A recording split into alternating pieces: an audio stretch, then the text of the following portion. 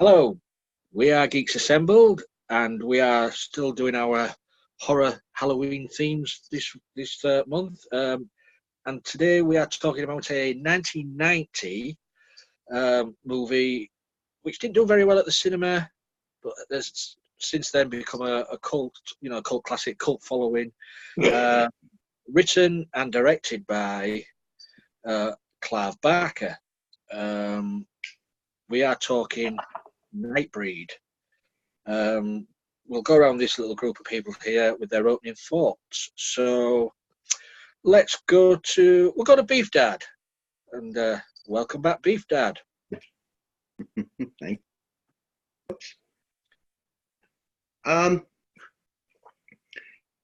in this film, I'll be honest, but I did enjoy it.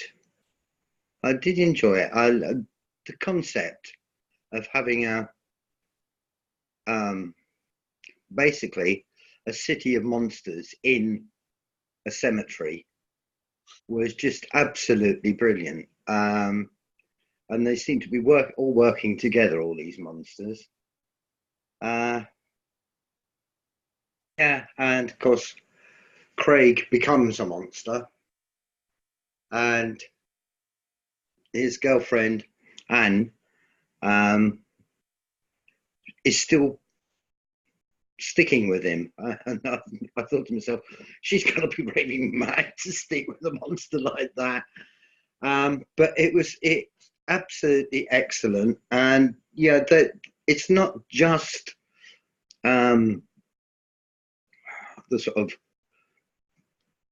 male creepy monsters. There's female monsters, and there are little child monsters. And I did one called Babette, played by a little girl called Kim Robertson. She did it so well. She was just so good. Yeah, I like the story. The makeups and what have you were really, really good.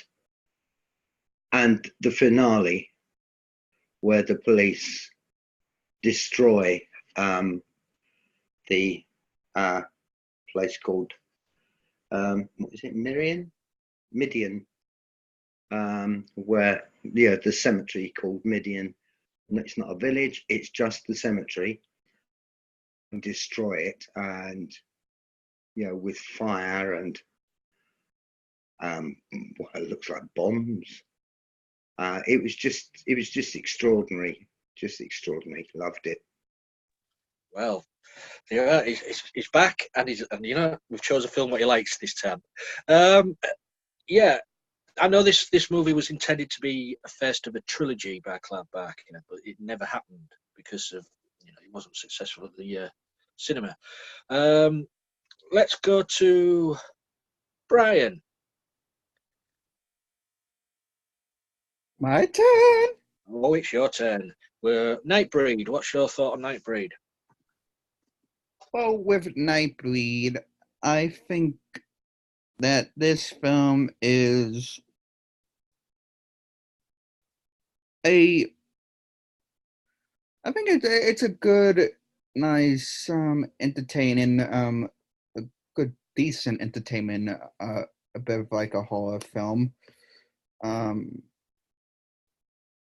Yeah, I never seen this before. I mean, this is like my first time of seeing it. So,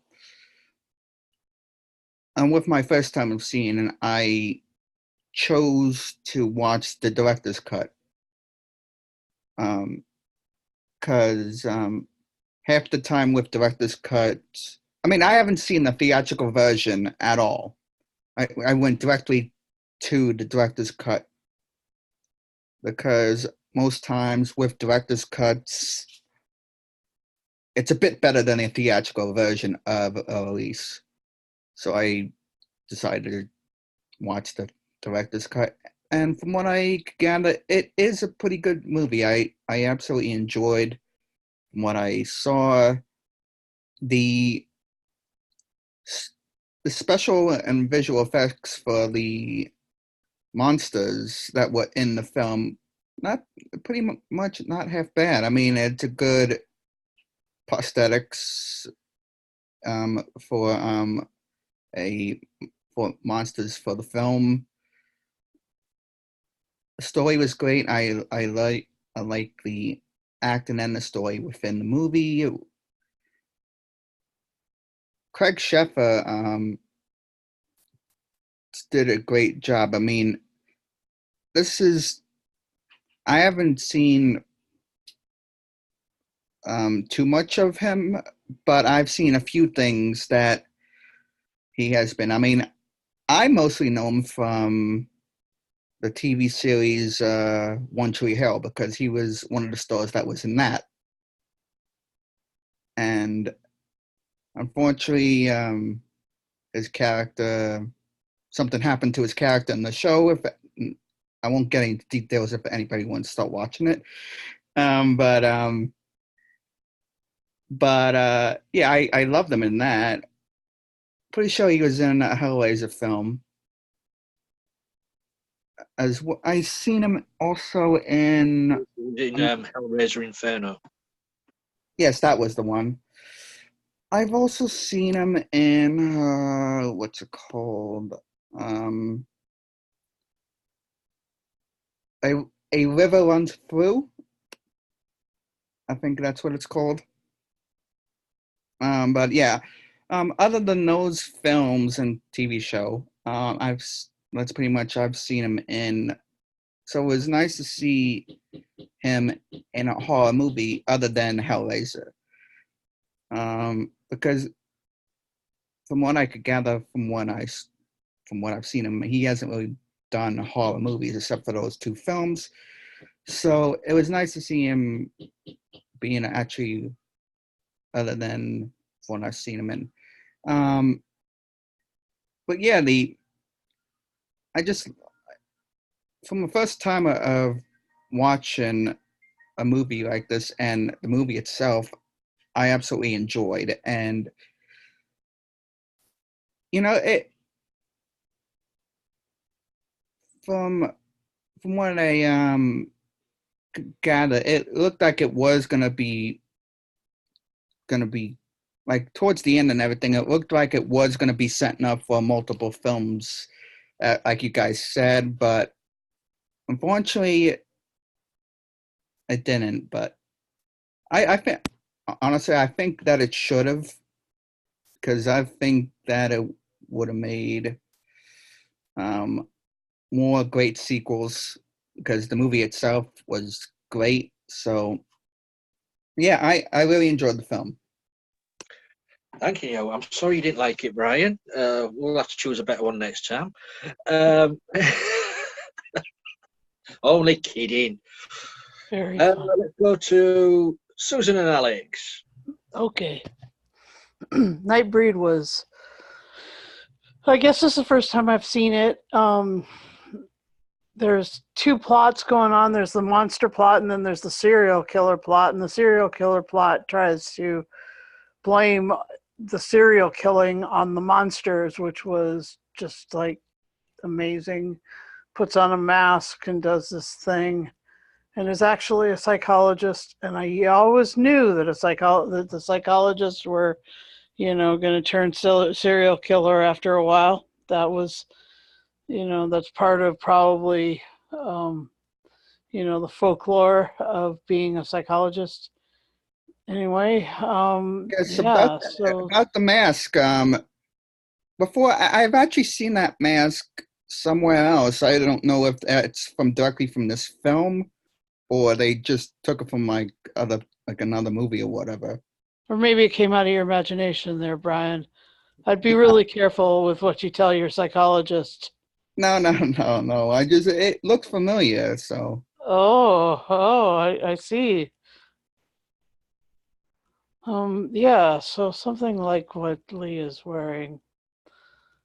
I'm glad he's not my psychologist. Anyway, so I enjoyed it. David Cronenberg played the serial killer psychologist with good ability, and like Brian was saying, all the other actors and stuff were great. And like Beef Dad was saying, the monsters were amazing in Midian. And so, yeah, all told, it was, I was surprised pleasantly throughout the whole watch of this. Cheers. And here's Alex. Yeah, if this was I'm not sure if it was a movie, it didn't quite hit the mark. It did try though. It did try, but it was kind of, it was a little bit confusing. Special effects aren't great. The makeup is actually good. But I'd rather watch Neverwhere, to be honest. And that seemed to have more personality and more plot. Which is a shame because you can tell that they tried. But the issue is also Clive Barker is more complicated than Stephen King, and I think the issue is people have been so trained to watch a Stephen King type of universe that they may not be able to really enjoy a Clive Barker universe, and a lot of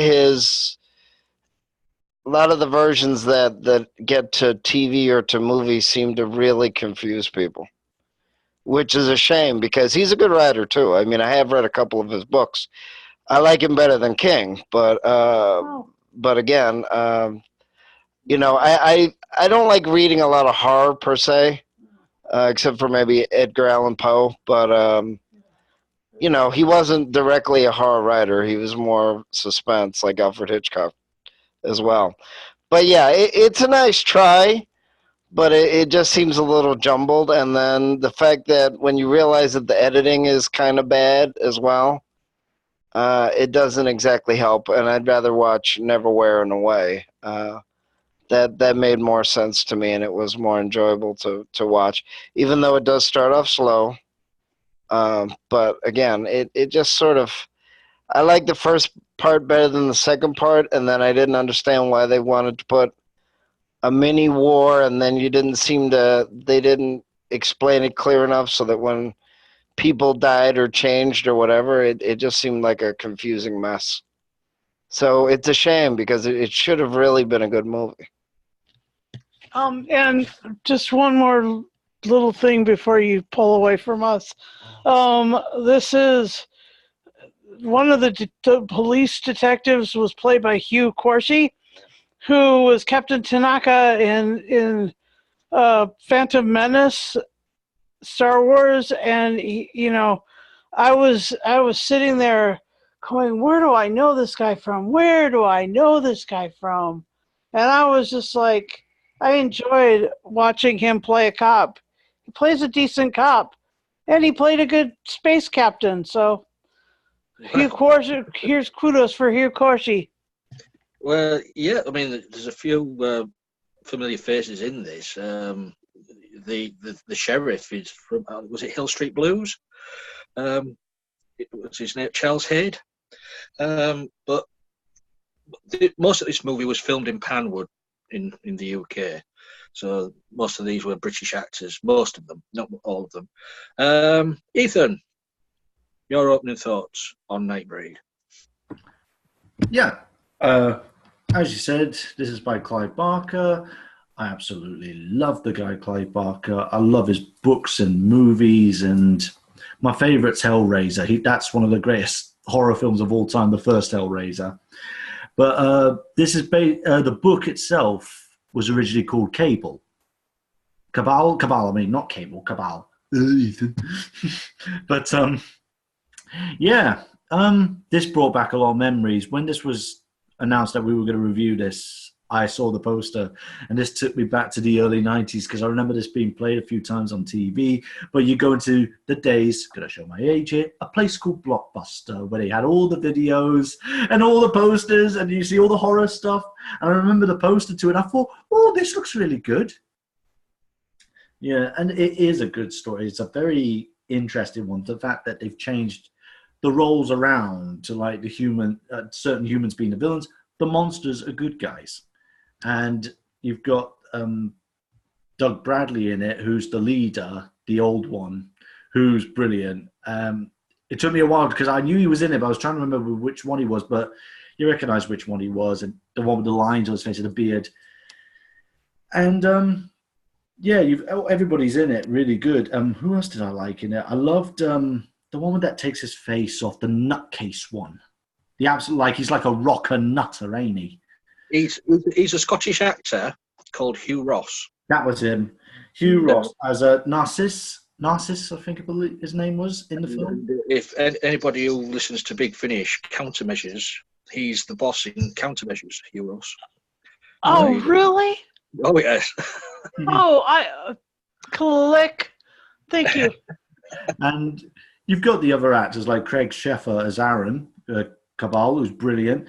David Cronenberg as the villain, Decker, who's just a brilliant villain. He's one of these villains you just want to see get a gruesome death or something.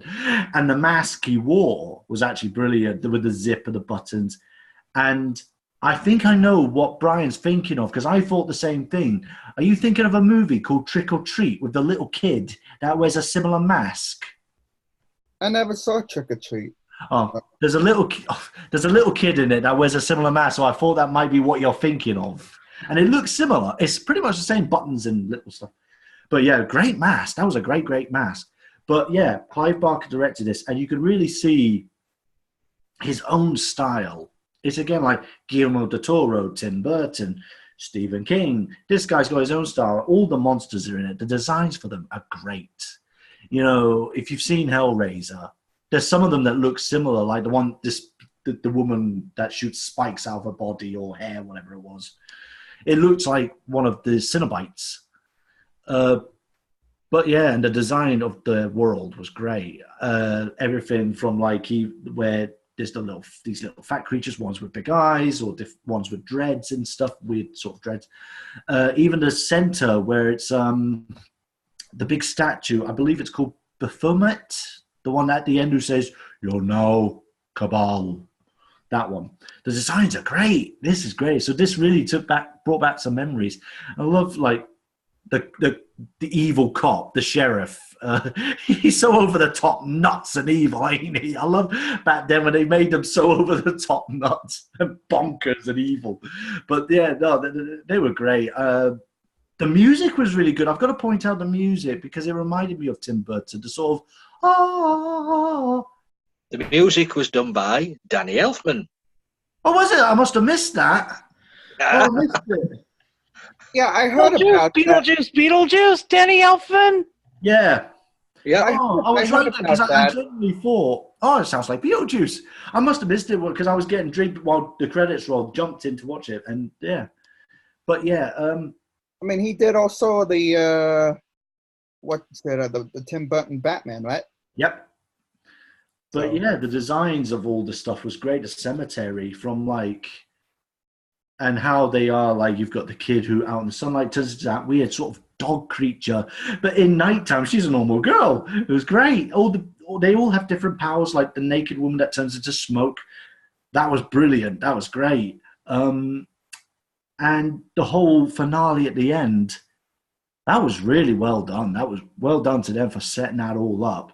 And each one does their own style, like with the tentacles coming out of his stomach. And they just fight back with these explosions going off, the cars flipping over.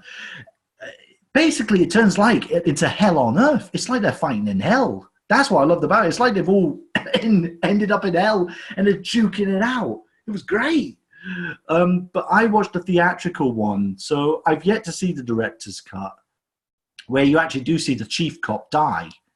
And because I was thinking, I want to see him get defeated. But no, it's a. Yeah, actually do. There is a scene in there where he does. Oh, does he? Oh, well, I heard something about that, so thank you for that, Brian. But yeah, no, this took back memories and brought back memories, I mean. But yeah, no, thoroughly enjoyed it. It's a good film. Would have been nice if they did a trilogy, because it could have gone somewhere. But unfortunately, it wasn't promoted well at the time or something. Yeah, well, as far as I know, Clive Barker wasn't too happy the way the movie company treated the movie and promoted the movie. And it's a shame because he, as you've said, he does some very good complex stories. both him and Steve Aoki are different, but I love both because both deliver great stories. But I do love Clive Barker for his complexity and his layers. And, you know, we could have got so much more with this. And it's a shame. You know, his books are amazing. And this film was a good fun blast. And it is the gore in it. Can't be a good bit of gore. It kind of feels like a book too.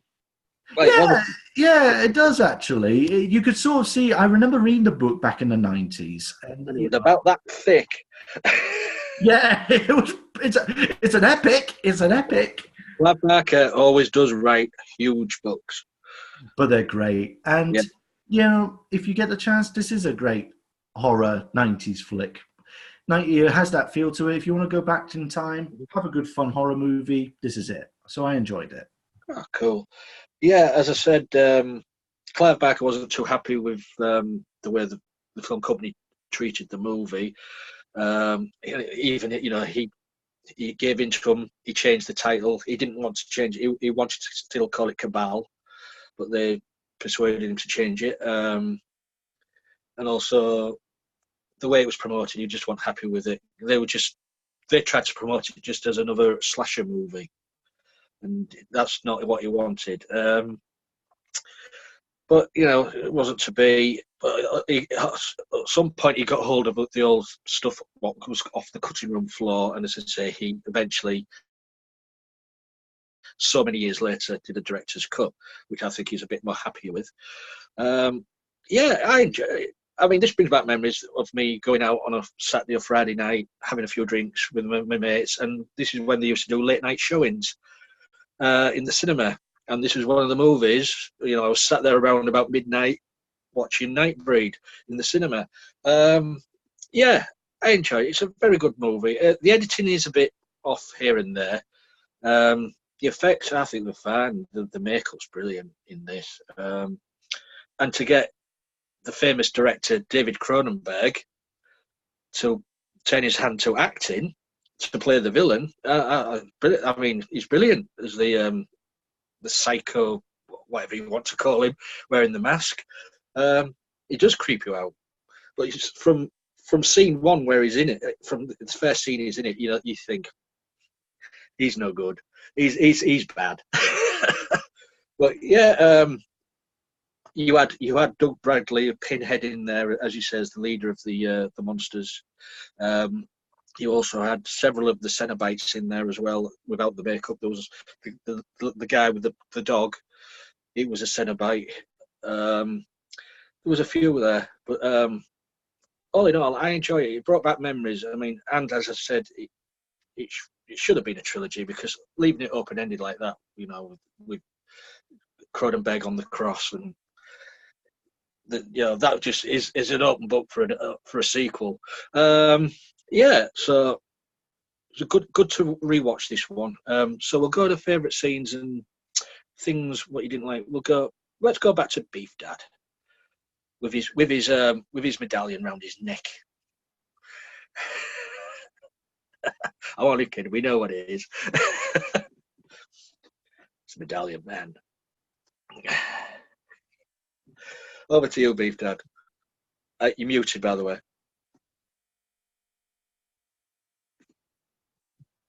Favourite bits.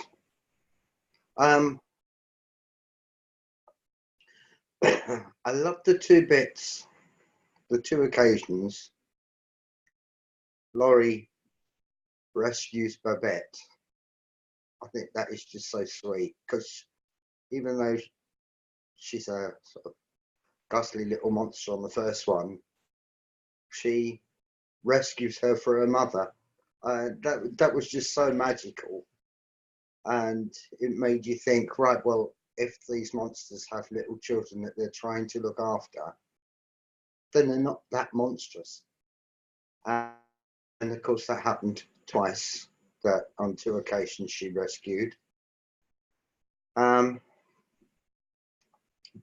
well, Craig Sheffer, he was very good.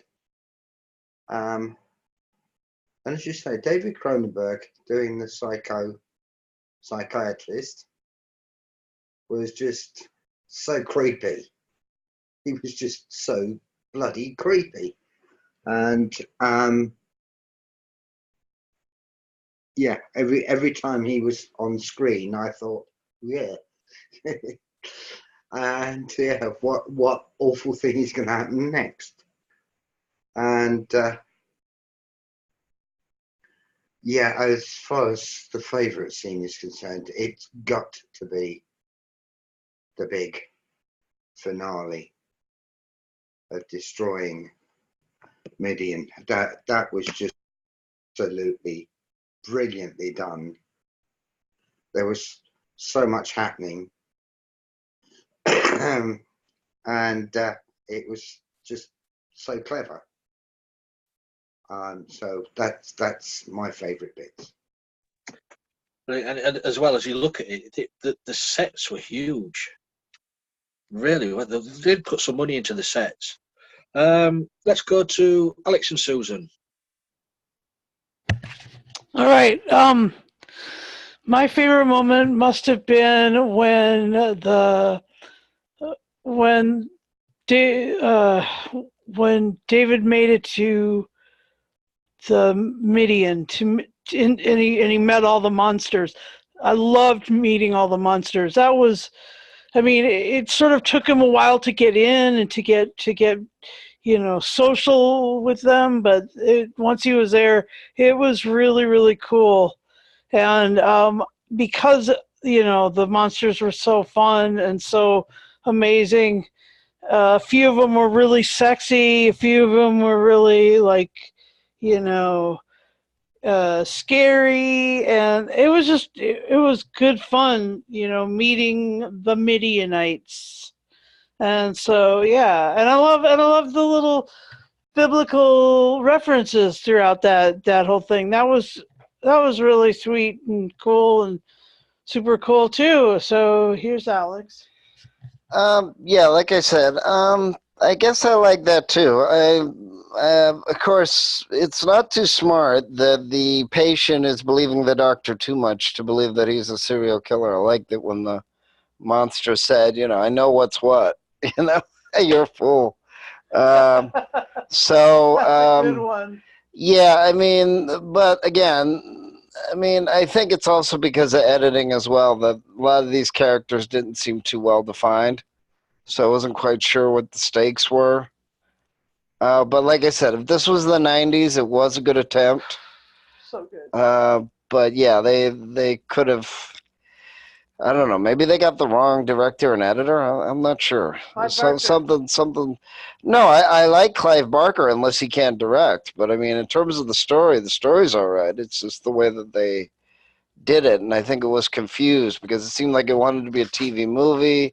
Then it wanted to be a TV miniseries. It's kind of like, well, you have to kind of make a decision as to what you're going to do. And unfortunately, again, he is a really good writer, but he has too much competition, and almost everybody else has had 10 versions of their works done as well. So unfortunately, he's drowning a little bit because there's so many other people that are more famous than him, sadly. But yeah, I like the first part, but after this, when the second part came around, I said, yeah, I don't know. I mean, it wasn't done as well as it should have been done. The only reason that it was in two parts is because it was in two parts in the version that we watched. No, I know, but still. It wasn't actually a TV show in two parts. Okay. All right. It was a movie. It wasn't a TV movie. And the other part that I liked was the romance. Boone and Lori. It was good. I'll always find the best romance in a movie, and so that's what I enjoyed. Cool. Ethan, over to you. Oh, favorite bits. Few actually. No one's mentioned this. I'm going to point it out, but it was mentioned a little bit by, I think earlier. The opening for that introduction for Decker, that introduction for that type of villain. That's a creepy introduction. I forgot how pretty creepy and creative that mask is when you see it. And it's different from all the other masks. Little fun fact for you. The parents that he kills, there's the parents of the son. Lee knows what I'm going to point out. The dad is Captain Hollister from Red Dwarf. So, Oh yeah, that's good. yep, that's Captain Hollister. So that bit was a very good introduction to a type of villain. And again, like you said, when you see the psychiatrist, you just know there's something wrong with him. I liked Narcissus, the introduction of Narcissus in the hospital, where he's like, I want to go, please, I need to be taken. And of course, he starts ripping his face off, showing who he is. That he's one of them, one of the Nightbreeds. That was great.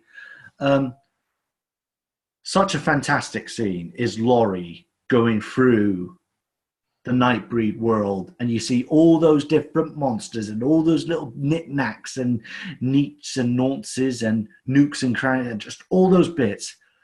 That's bloody good. That was so good. Like, you see one of them playing cards or some sort of like hypnotist, whatever it was, like with the cards going like that with glasses, and like one of them washing himself and it was great. That was such a good bloody seeing all those different monsters. The designs were great. What else? The whole finale, I know it's been mentioned, the whole finale is amazing. That whole setting's brilliant. Saving Nightbreed, fighting Decker, just them crashing through like bang, bang, bang. When they released those, what were those insane monsters called? The Berserkers. That's it, Berserkers. When they released the Berserkers, that was brilliant. Yeah, very well done. Another favourite scene was breaking Cabal out of prison. The female turned into the smoke and stuff like that. That was just great. I mentioned that, but that was a really good scene, actually. But I think that those are my favourite scenes. That's 4, so there you go. It might be his favourite scene because when she does turn into flesh again, she's naked, of course. I think that's what he's saying. Oh my God, you read my mind! Well, like I was saying, it was sexy monsters. Sexy monster. Like time. I thought some of the blokes were sexy, and you found that. Yeah. So anyway, To Clive Barker, he knows how to make a monster look very sexy and beautiful. So well done, Clive. He always clads them in black leather. Brian, on that note. My turn again. Yeah. You got any favourite bits, Brian, or you just like it as a whole? Well, let's see. I think the only probably favorite. Well, actually, you know what? I have 2. Actually, the first favorite I would probably have to say would be the choreography and the visual and special effects and everything for the film. And then I would probably for scenes probably would be the final battle within the film. I think that because not only you get to see cool monsters within the film, but it's actually a good action fight sequence. It's a pretty cool one. So I think that would probably be my favorite scene within the film. So Thanks for that, Brian. Yeah, I mean, everybody said about the final battle. It is brilliant. It's so well put together. I mean, you've got police cars going down through the ground, and and as you said, you've got Decker and Cabal falling through the bridges and stuff like that. Really well done. I mean, that fight scene between those two at the end of it is just so good. Yeah, I like everything about this. I mean, there's comedy in there as well. There's the 2 creatures. I don't know the names, but one with the snakes out of his stomach, and the blue horn demon with a jacket on.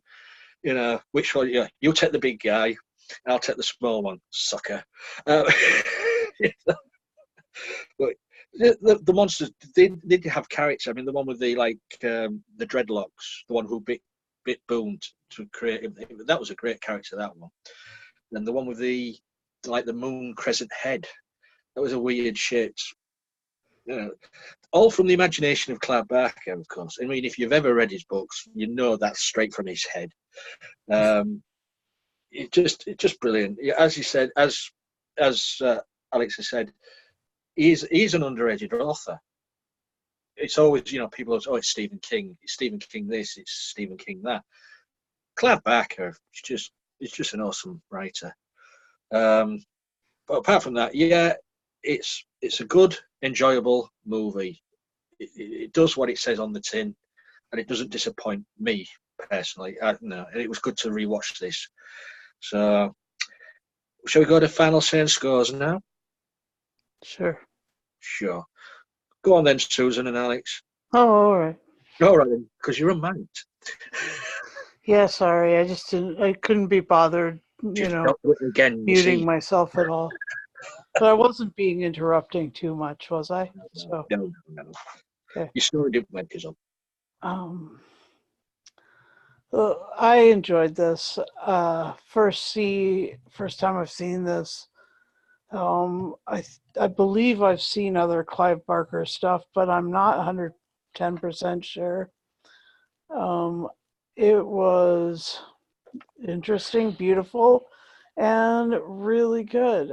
I loved that the monsters were the good guys, like you guys had said earlier. Like somebody in this cast said earlier. God, yeah, Ethan. Okay, fine, it was you.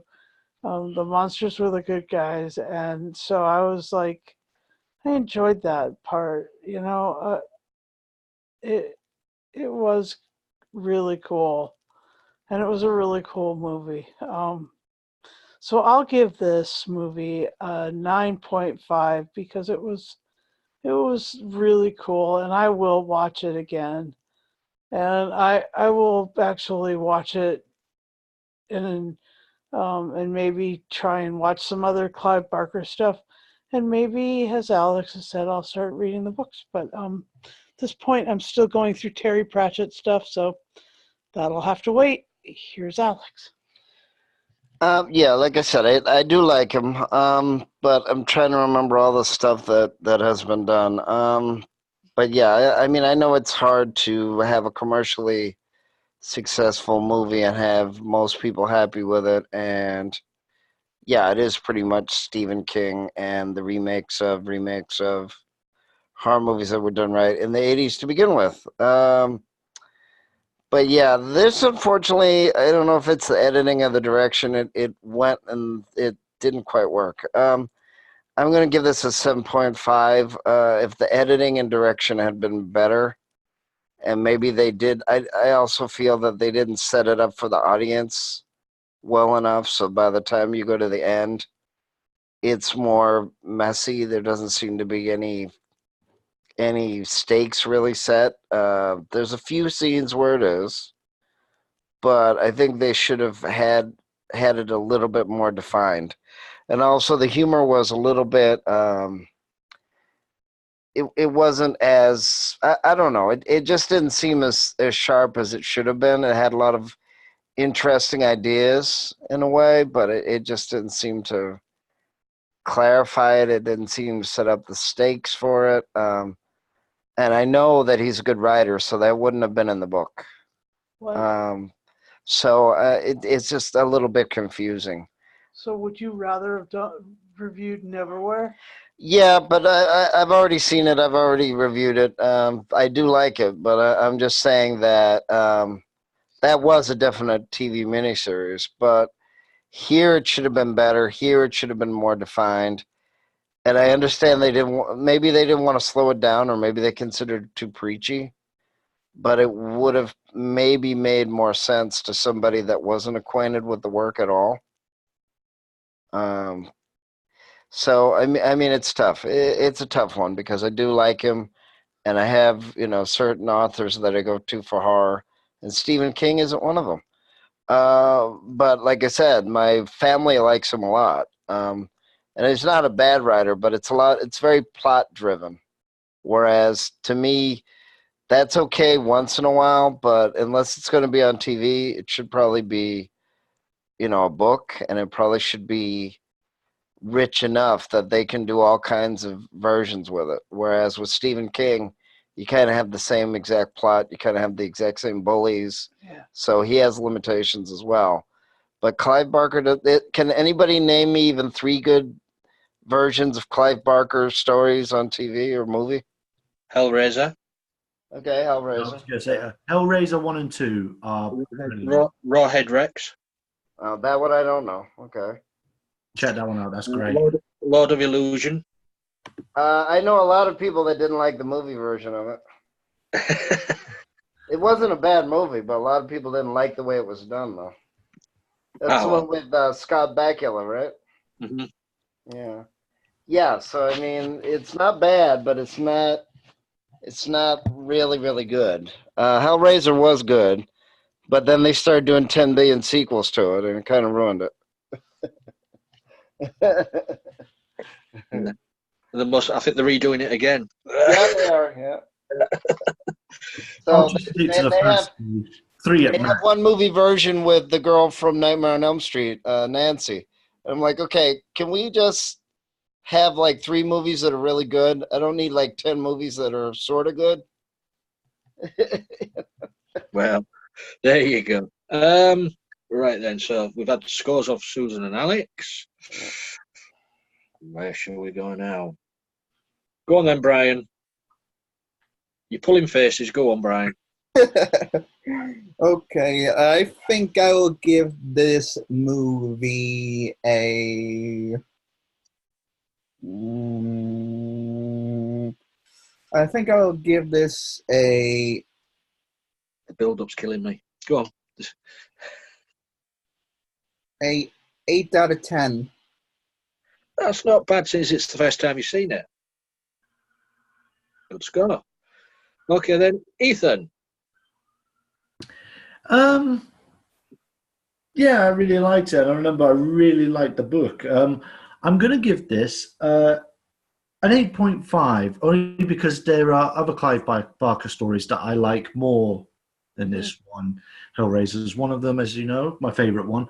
But I'm going to give it an 8.5 because it's Clive Barker. He does great stories, and it's made me want to read more of his books again, actually. So, yeah, 8.5 to a very underrated writer who should be hailed more. Well, he's hailed in my house.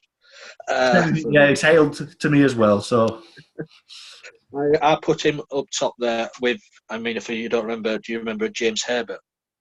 yes, oh yes, James Herbert was a brilliant author. I mean, no longer with he us does now. some good stories. Oh, nice point out. I would put Clive Barker up there with James Herbert, well above Stephen King.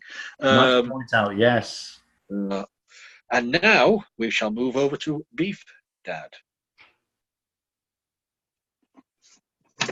Well, yeah. I really enjoyed it.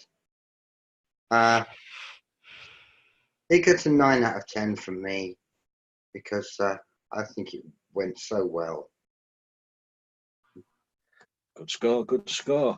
So it's down to me. Performances. Yeah, performances are brilliant. Brilliant score. Yeah. Yeah, as I said earlier, the editing is a bit off every now and again. And I would have liked to have seen more of the raving priest. You just meet him in the police cell, and then he's there at the end. I think he should have been more involved in the story. Me personally, and that's what I thought. So for that reason, I'm giving it a 9. There's just little things here and little things there I think should have been tweaked. But I think what I said about Clive Barker being quite angry with the film company about it all and the way they've treated the movie, it's understandable. That's how it came. This was the final product, shall we say. Right. Now we've gone round everybody. We've talked Nightbreed. I'd like to thank you guys for joining me today.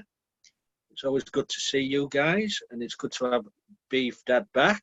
Yeah. Well, he's done his sentence. He's done his 6 months. The family they let him out. So, oh yes, we won't tell you what he was in there for. But anyways, we'll move over from that one. He stole the crown jewels. Just give it a rest. He totally stole Her Majesty's scepter. It was Yes, but I would like to know how he got them out of the tower. That's what I want to know. Anyways, matron. Well, I totally lost track of what I was saying now. He transported them to Germany. It was a nightmare. What was I saying? Oh yeah, that was it. My memory's going. Please, if you like what you see, which I find hard to believe that you will, but if you like what you see, please leave a comment below. Let us know what you think about Nightbreed. We do movies, we do TV stuff, we do audio dramas, and if you like to get involved, please leave a message. We like to welcome new people into the group. Just this happy family that we are. So until next time, what you doing, Brian? What? Go on, put it on, Brian. Go on. Quick, everybody run.